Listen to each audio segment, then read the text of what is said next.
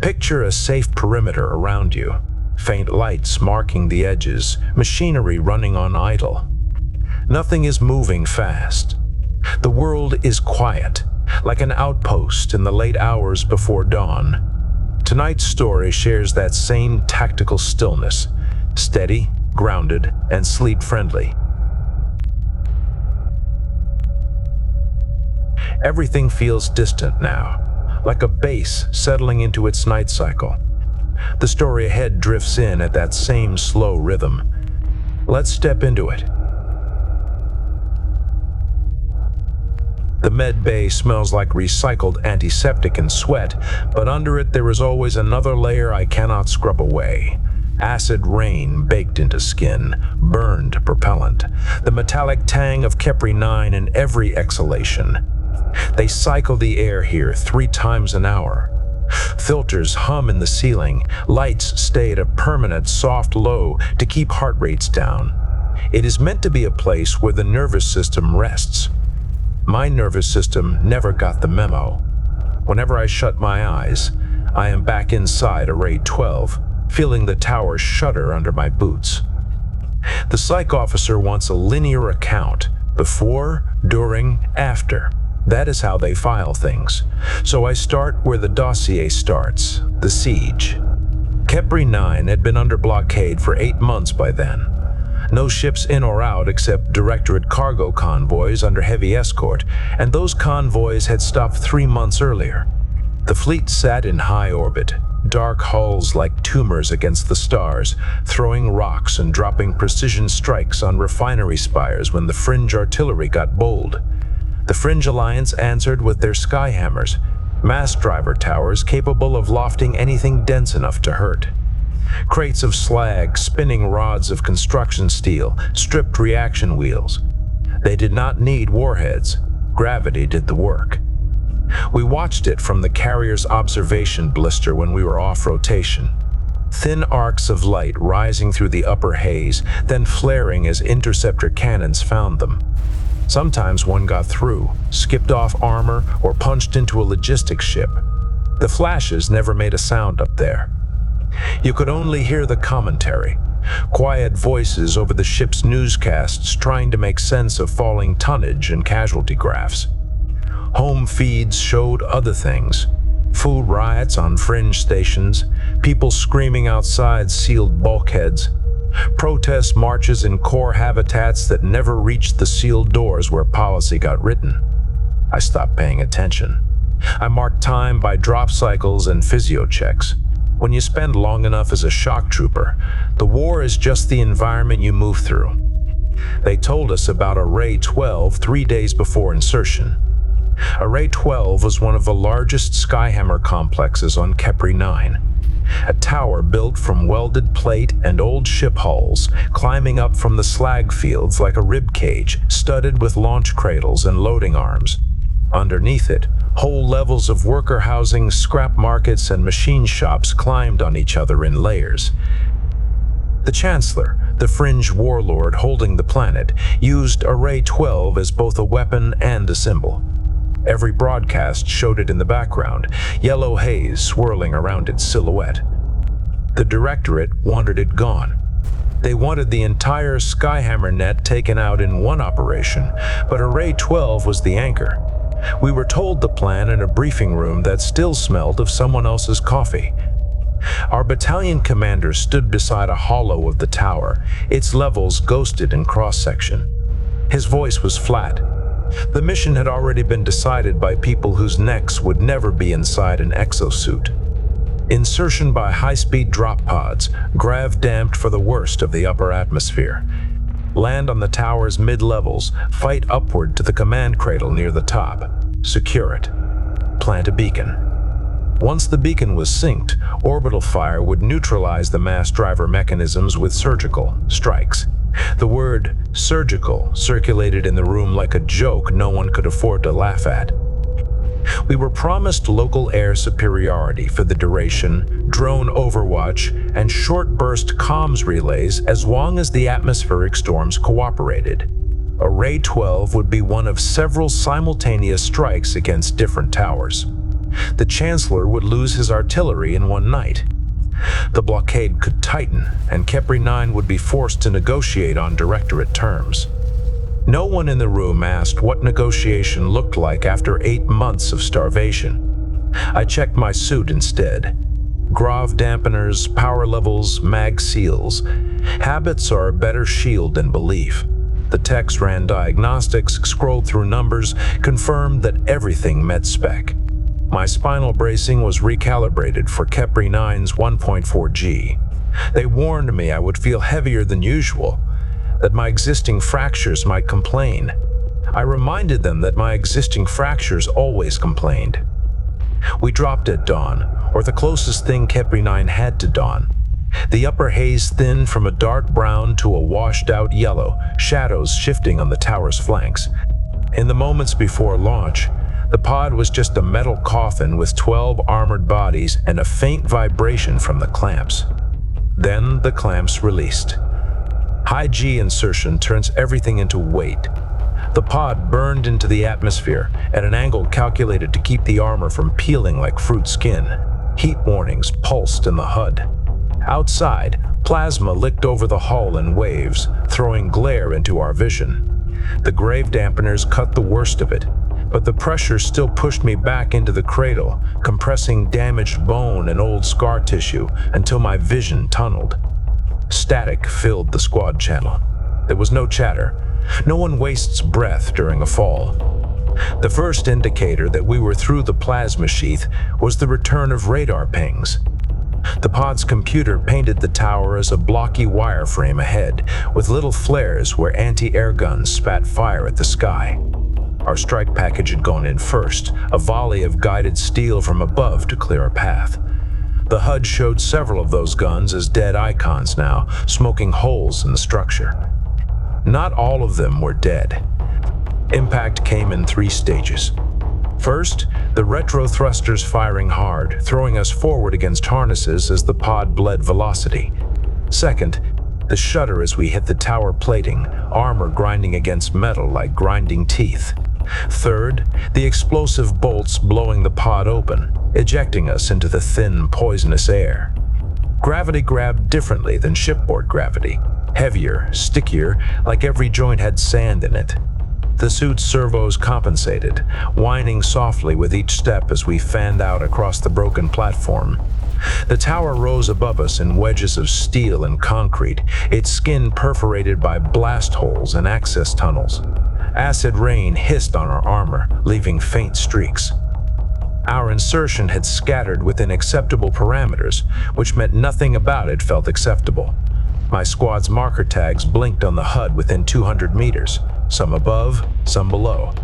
Other pods had drifted wider. One had not lit up at all. The icon where it should have been was just a smear of distorted telemetry. An anti-air gun had found its trajectory. No one said anything about it.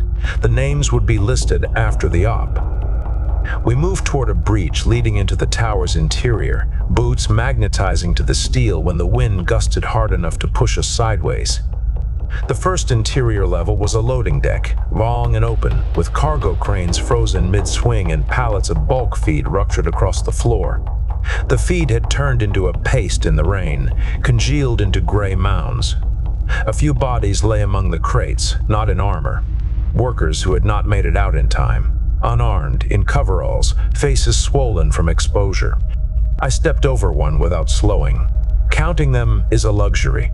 We were still in the approach phase, and the tower would get worse the higher we climbed. The route file in my HUD highlighted a path through the interior, up a series of maintenance shafts and freight lifts toward the mid-spine of the structure, then up to the command cradle. We moved in short bounds, covering angles by reflex. The noise of distant guns echoed through the shafts, vibrations traveling through metal under our boots.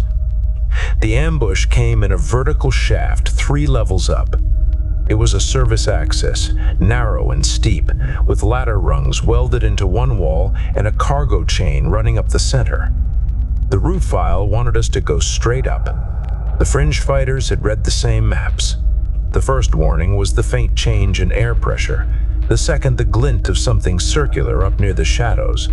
The shaft erupted with gunfire a second later, rounds skipping off armor and walls, sparks showering down. Half the squad flattened against the rungs. The others snapped to firing positions, opening up in controlled arcs at the muzzle flashes above. Automated gun drones clung to the walls up there, spider-shaped machines bolted into the steel, chewing the shaft into a storm of metal. Their rounds were not heavy enough to punch through our chest plates at this range, but they could crack seals, blind sensors, and strip away antennas. The danger was cumulative. Our lieutenant was half a meter ahead of me. A round caught the weak point between shoulder plate and neck seal, a place you train to protect, but cannot always keep shielded in a cramped climb. The entry wound was a barely visible nick in armor. The exit was not visible at all. It evacuated in a mist inside the suit. He went rigid, lost his grip, and fell backward into us. In that moment, the shaft was gravity, noise, and weight. Bodies tangling on the rungs, boots slipping. Someone below shouted a contact report that cut off abruptly as another drone found its mark. There was no space for a formal change of command. Someone had to pull us into some kind of shape before the drones chewed us apart. I was closest to the lieutenant, anchored, not bleeding out. I pushed his body aside, let it fall. My suit tagged the biometrics and updated his status to black automatically.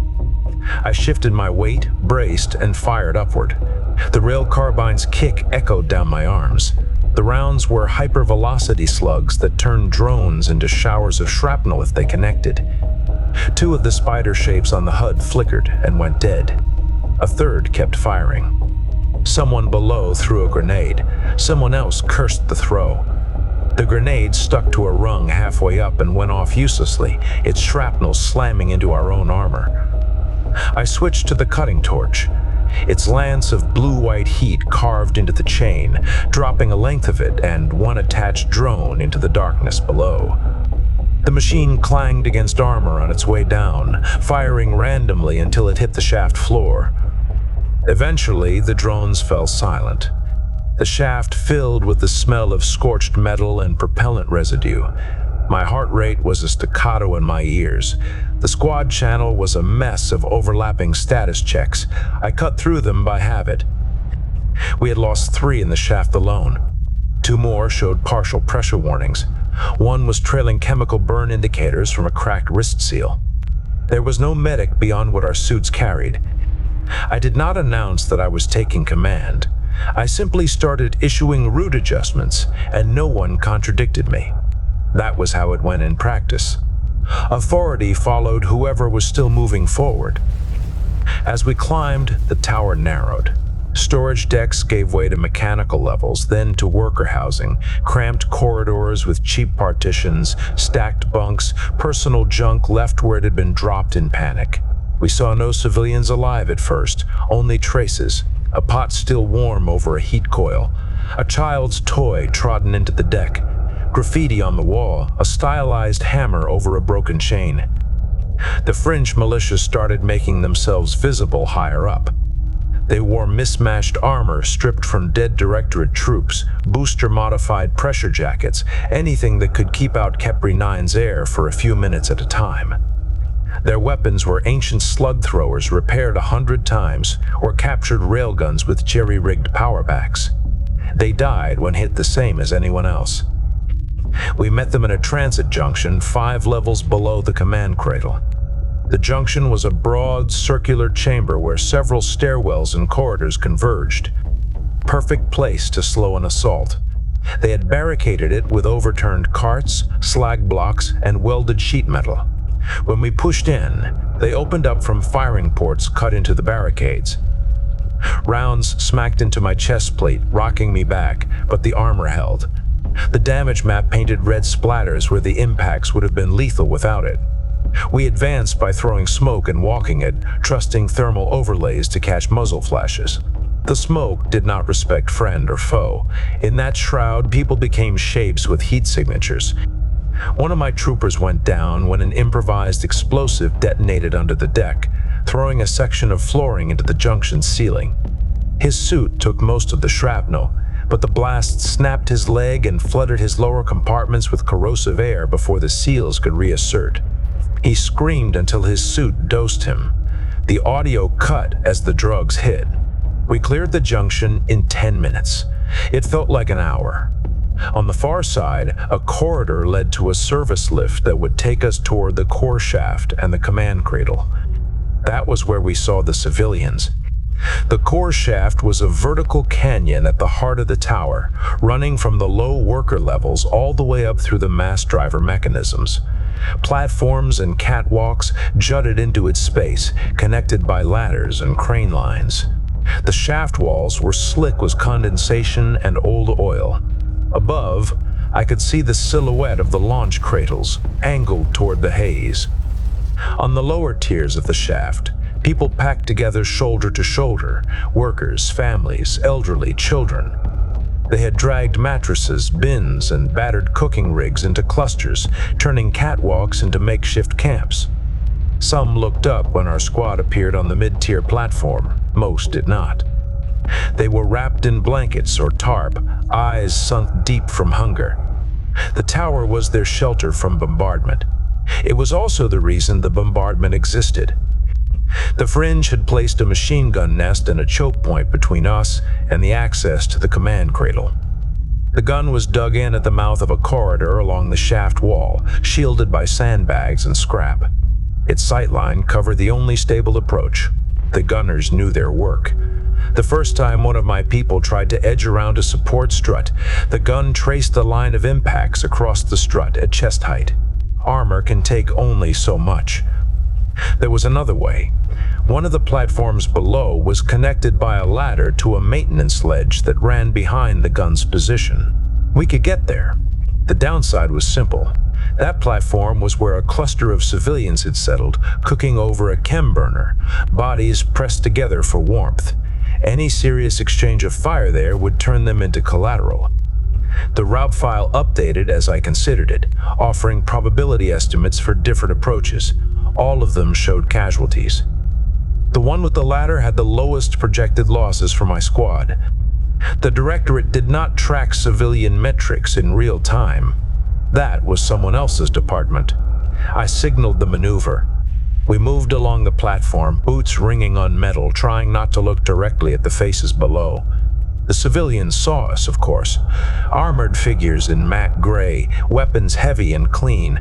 Some turned away. Some watched with flat eyes.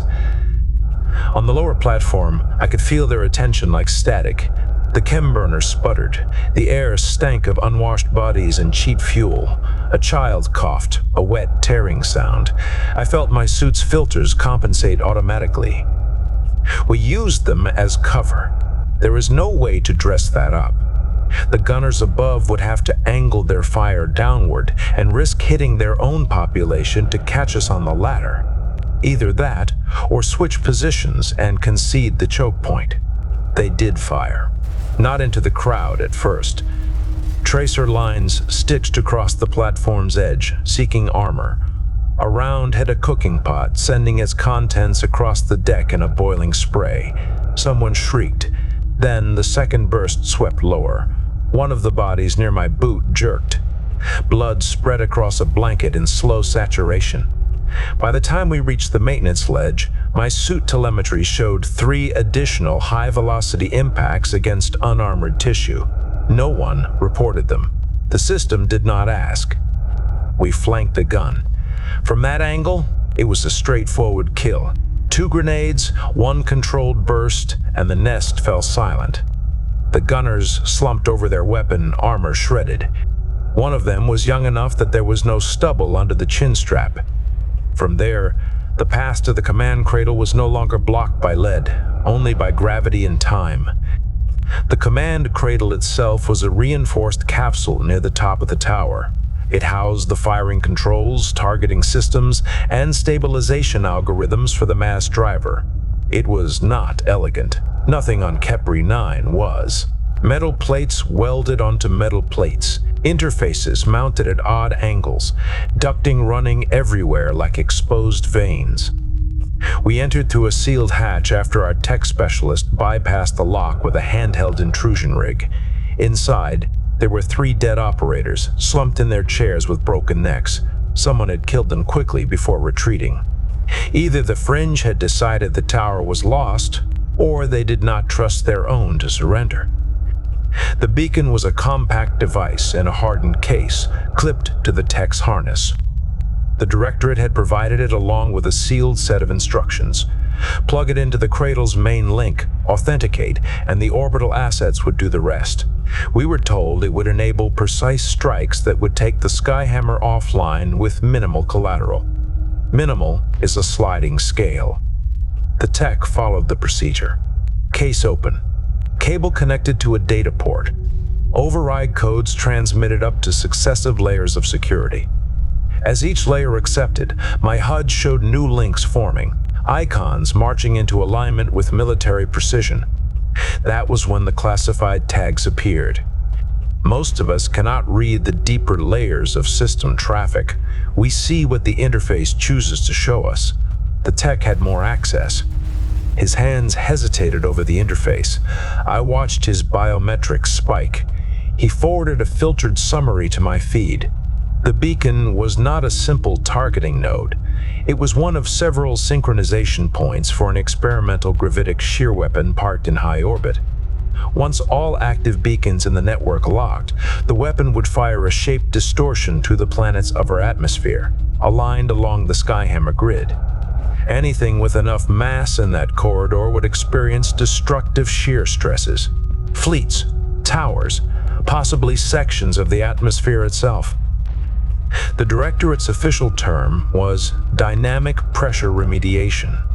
The tech appended his own notation under it, one word without humor.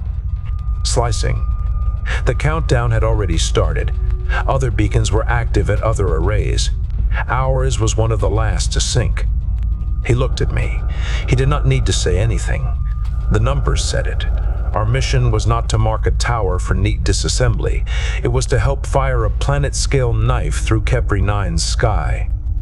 There are procedures for this. You can request clarification from higher command. You can try to abort. Under limited, controlled circumstances, you can even disobey. None of those procedures function when the weapon is already arming and communications are degraded by electrical storms and ionization. The short burst relay that had carried our success code up was already saturated. The next window would open after the countdown reached 0. We could have disconnected the beacon, destroyed it. There were redundancies we did not fully understand. The system might have compensated, or it might have degraded the effect. There was no way to know which.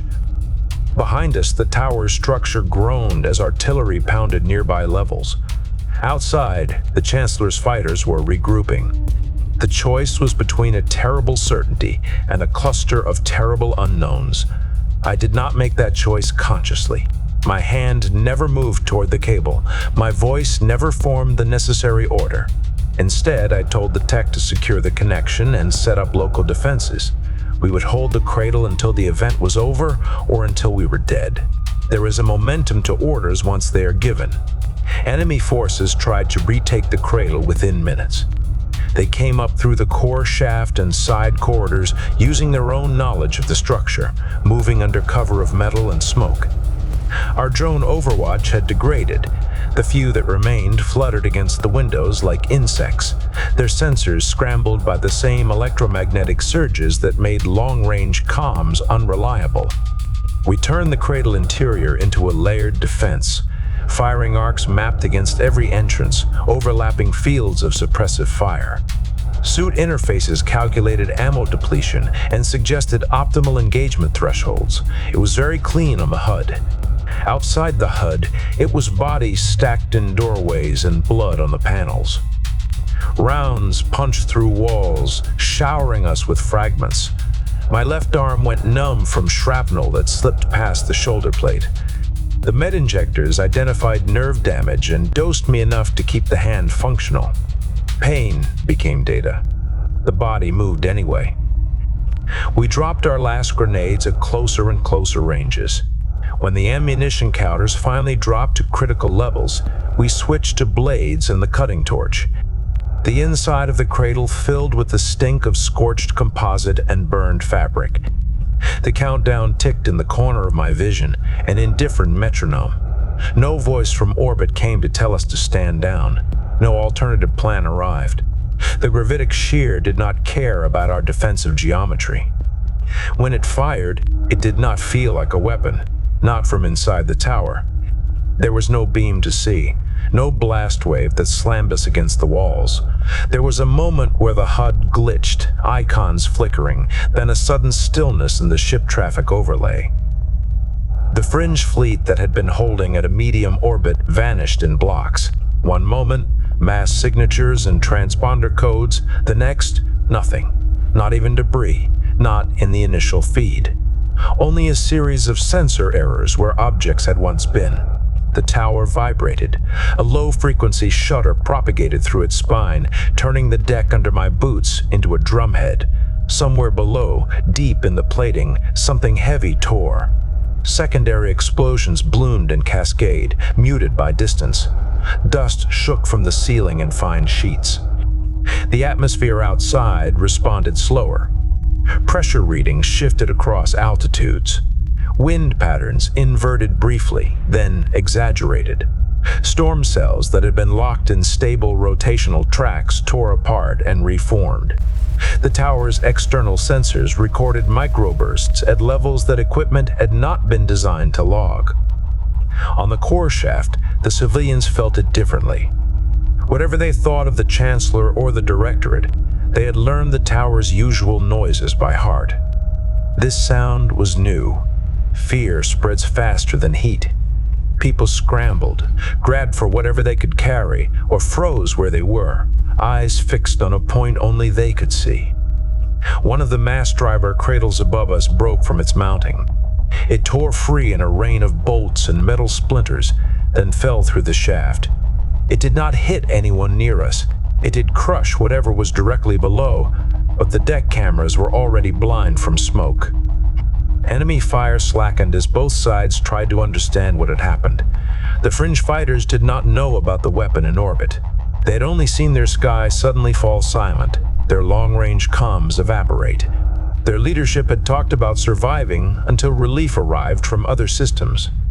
There would be no relief now, not in any time frame that mattered. Our own comms crackled back to life in bursts. Fleet Command confirmed that the Skyhammer net had been neutralized. Fringe naval capacity over Kepri 9 was effectively zero. Ground resistance was to be mopped up by combined marine and local auxiliary forces. The operation was a success. The weapon was not mentioned by name. No one asked about the tower's lower levels. No one asked how many were sheltering there when the gravitic shear distorted the sky above them. Those numbers, like the names of the dead in the ambush shaft, would be handled in another office. Extraction did not come that day. The tower remained structurally compromised. Dust storms kicked up by the altered wind patterns swept over the slag fields, blinding landers. Fire spread along the cable lines connecting plate cities.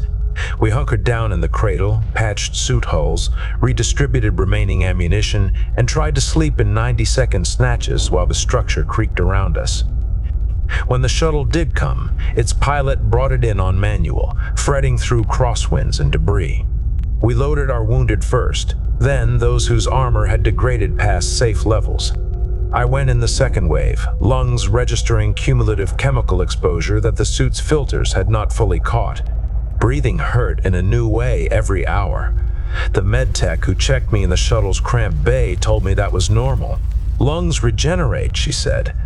The lie was gentle enough that I did not bother to argue. From orbit, Kepri 9 looked the same as it had before, a mottled sphere of brown, black, and tarnished gold, wrapped in a haze of pollutants. The gravitic shear had not left a visible scar. The atmosphere remained, mostly.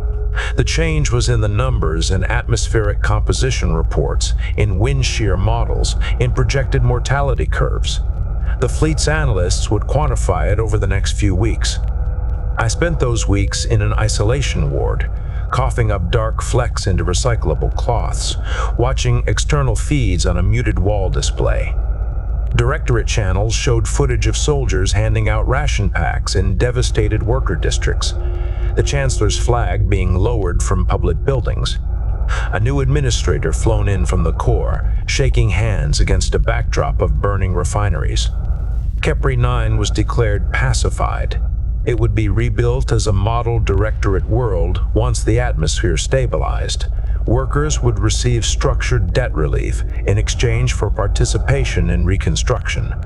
The Skyhammers were marked in red on every strategic map, crossed out in triumphant overlays. The gravitic Shear weapon was never acknowledged. The war did not end with Kepri 9, but Kepri 9 was the pivot. The Fringe Alliance's fleets were broken, the remaining cells pushed back into asteroid belts and remote ports. Over the next 6 months, the Directorate consolidated control. New trade frameworks were announced, new security compacts, new oversight councils generously staffed by people who had never seen industrial rain eat through armor. Our battalion rotated to different ships, different systems. Some people discharged, some signed on for extended service. I ended up here, in this med bay that smells of antiseptic layered over acid rain, submitted to mandatory psych evaluations and physical therapy. The psych officer wants me to talk about feelings, regret, anger, pride. The Directorate would like to harvest clean narratives, stories they can use in training modules and propaganda segments. The veteran who did what was necessary, carrying the weight so civilians could live. Or the cautionary tale about the cost of obeying orders without question. What I have instead are images. The shaft in Array 12, lined with faces looking up from their makeshift camps as we climbed past them toward the gun nest. The way their eyes reflected suit lights, not hope, not hatred, just a flat, exhausted calculation of chances. The moment the drone fire in the ambush shaft turned the lieutenant into dead weight, and the way my hands shoved his body aside to clear the rungs without conscious thought. The suit recorded his biometrics. The system logged the death. My muscles treated him as mass in motion, nothing more. The sudden blank in the orbital overlay when the gravitic Shear fired, dots of fringe ships vanishing without wreckage. A clean solution in data space. Somewhere under that, thousands of bodies being torn in ways our senses are not equipped to model. The look on the tech's face when the classified tags resolved on his screen and he realized the scale of the weapon he had just armed. His pulse spike recorded in my HUD as a red blip. The way he steadied his breathing, because there was no margin for a panic response. Most of all, the core shaft after the fighting stopped. The silence there was not complete. Towers never stopped making noise. But the human sounds had drained away. No crying, no shouting. Just wind sliding down through the broken superstructure, carrying with it a fine, constant rain of dust and ash. We stood on the platform outside the cradle, waiting for extraction, and watched the acid rain fall through the shaft. It was different after the shear. The droplets caught the emergency lights and the weak daylight filtering from above in strange ways, spiraling in slow vortices. Bits of plastic and insulation floated with them, twisting as they fell. The air tasted like burned metal even through the filters. Whenever the medbay's recycler glitches and I catch a whiff of something metallic in the air, that is where I go. Back to that shaft, watching the rain fall in slow patterns, knowing exactly how many signatures had disappeared from my HUD in the last hour, and how many more would drop from the long-term projections because of what we did. The Directorate calls it a necessary cost. The Fringe would have done worse if they had acquired the same technology. Maybe. Maybe not. Those are questions for officers and historians. I am a sergeant. I climbed a tower.